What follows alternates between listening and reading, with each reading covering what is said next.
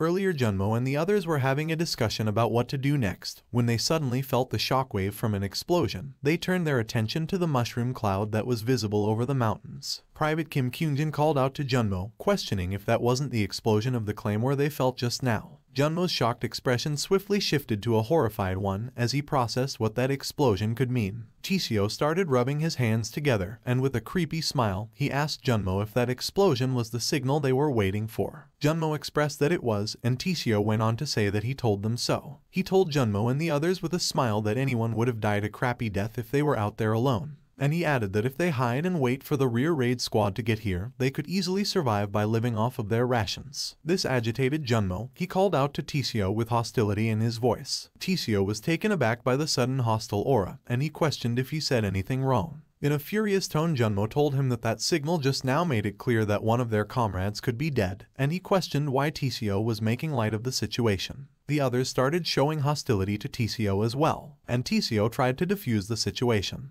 He expressed that he wasn't trying to make light of their comrade's death, and that he thought it was a shame that it happened. However, he reminded them that as hunters it is best for those who are alive to live on. Afterwards, Tisio looked around hastily, and he questioned why Junmo and the others were trying to waste this opportunity, and he stated that now is the only time they will be able to safely find a hiding spot. As he said this, a wall started to manifest in front of him, but Tisio hadn't noticed. And as he turned to go look for a hiding spot, the unsuspecting Tisio ran into the wall, disorienting him. He looked up in a daze, questioning what was happening now. Structures that resemble pillars and walls of a castle started to manifest, trapping Junmo and the others inside. Shortly after, a castle was constructed, and a prompt appears stating that the Zombie King's castle, NDAKO, has been manifested, and that the Zombie King will annihilate anyone who soils his castle. Junmo and the others started to panic, wondering what was going on. They took a defensive stance, questioning why a building suddenly appeared, and they stated that they never saw something like this during their training.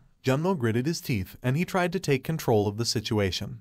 However, Private Mini quickly turned his attention to a zombie that was beginning to manifest. After the first one appeared, more zombies started to manifest. Tisio gritted his teeth, and he stared at the zombies with a desperate expression on his face. Junmo quickly lifted his hand in the air, and after the others turned their attention to him, he signaled for them to be quiet. However, the groans of the zombies that were roaming around terrified Tisio, and in his panic, he took off running in the opposite direction of the zombie horde that had manifested. The noise created by Tisio's footsteps got the zombies' attention, and as the zombies charged in their direction, Junmo gritted his teeth in annoyance, and he gave the order for everyone to open fire. They all opened fire, and as the sound of gunshots echoed in the castle, one of them expressed that the number of zombies was too much. Realizing that this could be their downfall, Junmo ordered everyone to try and find the best hiding place possible. The scene then shifts to the present, and Lee still had the vampire impaled into a tree. After Lee had told the vampire that he wouldn't kill him immediately, the vampire grinned. He questioned if Lee really thought he could kill him. He glared at Lee, and he asked if he thinks this little arrow could kill him. Lee responded saying he can't deny that without divine power, he couldn't kill the vampire, but if he lets him bleed out at some point, it will cause the vampire to feel pain way beyond that of death. The vampire was taken aback. He gritted his teeth, and he questioned how much this rascal knows. Suddenly, Lee shoved the fail knot deeper into the vampire's left shoulder, and as the vampire cried out in pain, he remarked with a grin that he is the one asking the questions right now. Then he asked how the vampire is connected to the Great Gugwing Group's second grandsons, and he questioned if they were the vampire's financial backers. This for some reason agitated the vampire. He felt insulted that Lee would even suggest such a thing, and he spoke calling the Gugwing Group nothing but lowly vermin and prey. As he said this, Lee shoved fail knot deeper into the vampire's shoulder, and the vampire cried out in pain, and he asked Lee to stop.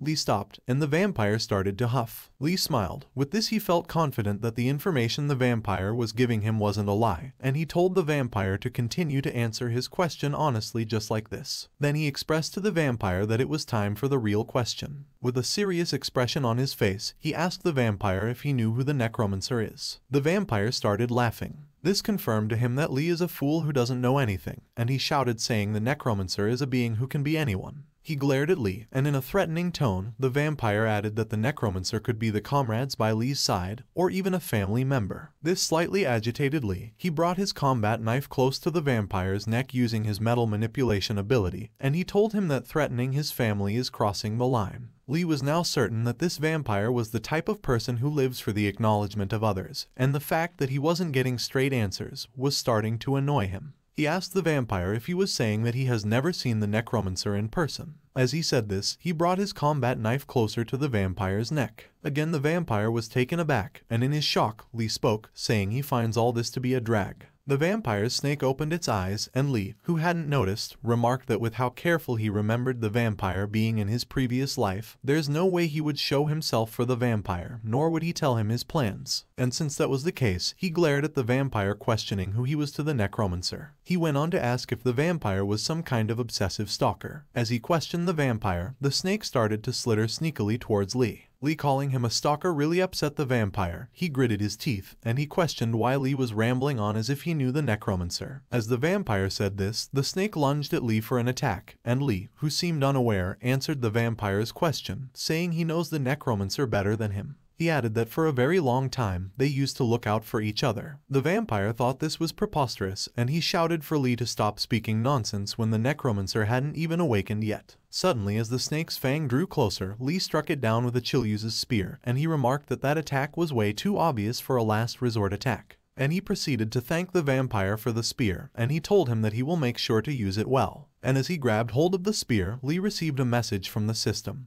congratulating him on acquiring the hero rank item Achilles' spear. Lee looked through the item information, and he found out that wounds inflicted by this spear wouldn't heal easily. Lee proceeded to use the spear to pin the snake to the ground, and as it wrestled to break free, he turned his attention to the vampire. Lee felt confident that if the necromancer's powers had awakened and if he had started acting already, there is no way the vampire wouldn't have told him. But he found it suspicious that the vampire was still so loyal to the necromancer, even though he hadn't awakened yet. And as he thought about it, he found more things that made him suspicious. He called out to the vampire by the name Stalker, and he asked him how he got into the gate. He expressed that the Blue Flower Guild is guarding the gate from the outside, which got him curious as to how the vampire was able to barge his way in alone. The vampire turned his gaze to the ring on his hand, which had started to glow. Then he turned his attention to Lee, and as he pulled on Failnaught, he asked Lee how he got into this gate. The vampire told Lee that he shouldn't be able to enter because he was the one who opened the gate, and he made it so that there was a restriction stopping anyone over level 18 from entering.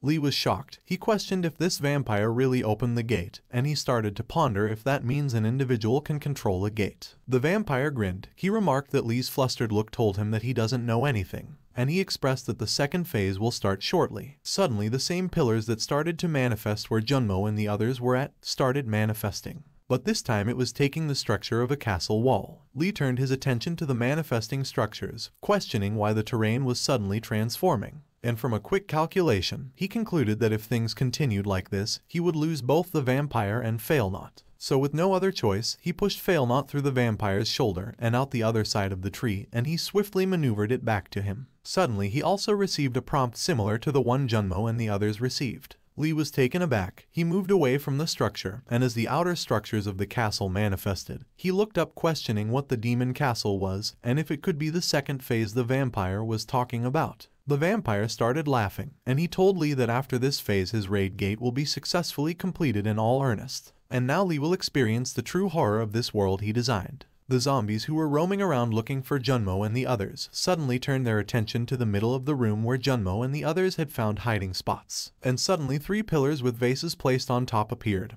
beside Tiong and Kyungjin. The zombie king manifested in front of the 3 pillars, and the king swiftly opened the vase, revealing 2 eyes. The eyes levitated up to the zombie king's eye socket. And after the eyes infused with the zombie king, the other zombie gained the ability to see. And afterwards they swiftly found Tiong and Kyungjin, who were besides the 3 pillars. Junmo was taken aback. He gritted his teeth and he questioned why the zombies suddenly gained the ability to see. As this went on, the vampire told Lee that the zombie king is the one who controls life and death. He is the ruler of light and darkness. And he expressed that it was time for Lee to witness the true form of the zombie king. The scene then shifts to Junmo and the others. Junmo stood in between 2 pillars, and as the zombies funneled through the pillars he opened fire. As he shot down the zombies, he spoke to the others, informing them that the zombies had developed vision, and he ordered them to get out of here while he provided cover for them. The zombie king, whose face had evolved and become more menacing, turned its attention to Junmo, and it launched its tentacle things at Junmo. The tentacles destroyed one of the pillars Junmo was using to funnel the zombies, and they headed for Junmo's face. Luckily, Minty rolled a grenade into the horde of zombies, and after it exploded, the blast and debris from the explosion intercepted the Zombie King's tentacle. Vinny provided cover fire, and Minty called out to Junmo. Junmo shouted at them, asking what they thought they were doing.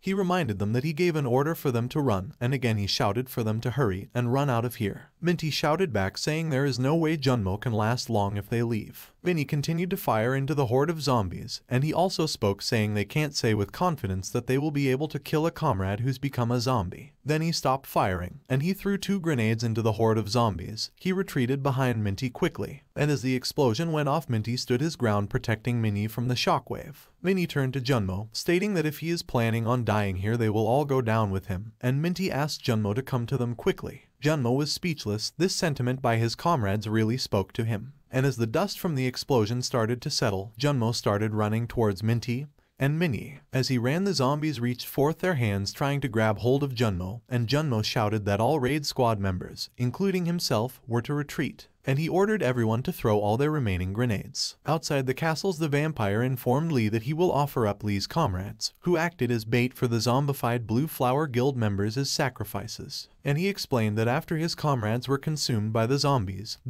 will try to exit the gate, and once they are successful they will swarm into the outside world. Lee, who heard the sound of the explosion, gritted his teeth, and he started running into the castle. The vampire chuckled, and he encouraged Lee to try and do something. He encouraged him to try and stop the descent of the true zombie king Baron Samed. Lee brought the Cloud Blade, Fail Not, and Achilles's spear with him, and as he ran he questioned why the sounds of grenades exploding were coming from the castle. He recalled back to when he called Junmo over before sending them off. After he had asked Junmo to leave the claymore behind, he told him that if he didn't return, then Junmo should take lead of the squad. As he said this, Junmo interjected, stating that he wouldn't need to take lead of the squad because they will be waiting for him. He expressed with a smile that he along with the others will be waiting for Lee, so he should make sure he comes back alive. Lee smiled, and with a grin he promised to come back to his squad alive, and he asked them to keep waiting for him no matter what. In the present, a horde of zombies were blocking Lee's path, and Lee reached out for Achilles' spear, and after grabbing hold of the spear, he received a message informing him that to unlock the power of Achilles' spear he would need a large amount of mana, about 21% of his total mana. Lee unlocked the spear, and as he charged up energy for an attack, he received another message from the system warning him about the high mana consumption. The zombies noticed Lee drawing closer, and they charged towards him. Lee continued to charge up a skill, and again he received a message from the system warning him about the high mana consumption. Lee spoke out loud, asking the system to quiet down, and as he was about to clash with the horde of zombies, he expressed that he already knows that the mana consumption is very high.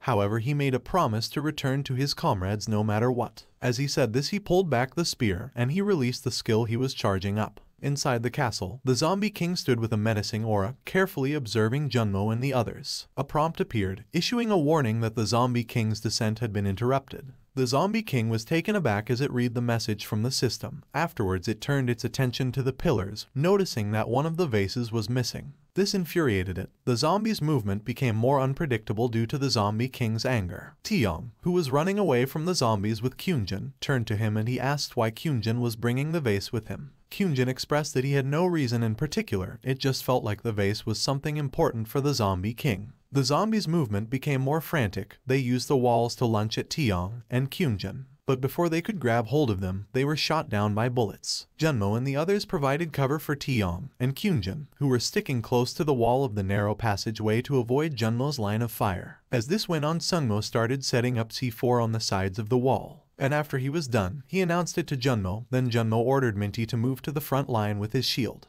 Minty quickly made his way to the front, and after grounding his shield, he braced himself. Then as the zombies came rushing through the narrow passageway, Junmo set off the C4S, causing a giant explosion that could be seen outside the castle. The zombies were wiped out, and the debris from the explosion immobilized Junmo and the others for a short while. After getting his bearing, Junmo stood up, questioning if the others were alive. The others all spoke their names, and they expressed that they were alive. Junmo was grateful because it seemed like they were fine for now, and after looking around it seemed like the explosion had blocked off the entryway for the zombies. But the others started asking what they should do now. They reminded Junmo that this also meant that they were blocked in. One of them also brought up the fact that if they stay here for a long time, they might run out of oxygen. Junmo reassured them that they would be fine since they had taken care of the most urgent matter right now, and he told them that they should quickly try to find an exit way. Suddenly cracks appeared on the wall, and sounds of something tunneling through could be heard. And a short while later the zombies king's tentacle protruded out of the wall. Junmo quickly ordered everyone to duck, and suddenly more of the zombie king's tentacle came bursting through the wall. Luckily Junmo and the others were able to duck in time. After breaking down the wall, the zombie king scanned the room, and after seeing the vase by Kyunjin he grinned menacingly. This grin was worse than Lee's and it sent a shiver down the spines of Junmo and the others. But before the zombie king could do anything, a voice was heard just outside the room, asking everyone to halt. The zombie king turned to the door with a menacing aura, and Junmo, who recognized the voice, started laughing, and he questioned if this person wasn't a bit late. Lee, who had the blood of many zombies on his uniform, stood with an agitated look, questioning who it was that messed with his squad. You made it to the end of the video. If you want to see more, then hit the like button. Also, while you're down there, don't forget to subscribe.